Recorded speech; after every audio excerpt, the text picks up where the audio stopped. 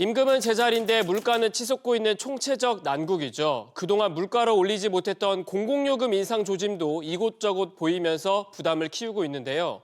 다행히 내년 1분기 전기요금은 현재 수준에서 유지됩니다.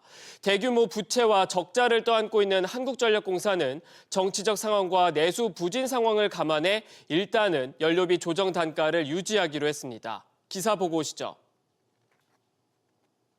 한국전력공사는 내년 1분기에 적용할 연료비 조정 단가를 현재와 같은 킬로와트시당 5원으로 유지한다고 밝혔습니다.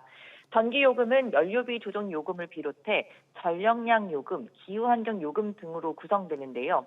연료비 조정 단가는 3개월마다 공시가 되는데 내년 1분기에 대한 내용이 동결로 정해진 겁니다.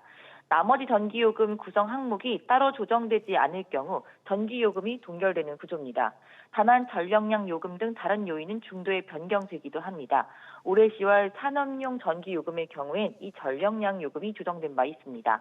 주택 가정용 요금의 경우 지난해 5월 이후 동결 상태가 유지되고 있습니다. 한전은 장기간 국제에너지 가격 상승분을 요금에 반영하지 못해 팔수록 손해를 보는 역마진이 발생해 대규모 부채가 쌓였습니다. 올해 상반기 한전의 연결기준 총부채는 약 203조 원, 누적 적자는 약 48조 원에 달하는데요. 한전은 지난 2019년부터 해마다 약 2조 원대의 이자를 지불해왔고 지난해의 경우 이자 비용으로만 4조 5천억 원을 지출했습니다.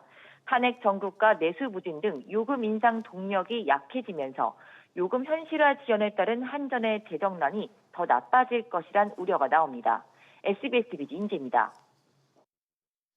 도시가스용 가스를 공급하는 가스공사 상황도 좋지 않습니다. 가스요금 6.8% 인상과 국제에너지 가격 하락으로 영업이익이 크게 늘기는 했는데 이 민수용 미수금은 여전히 사상 최대치를 기록하고 있습니다.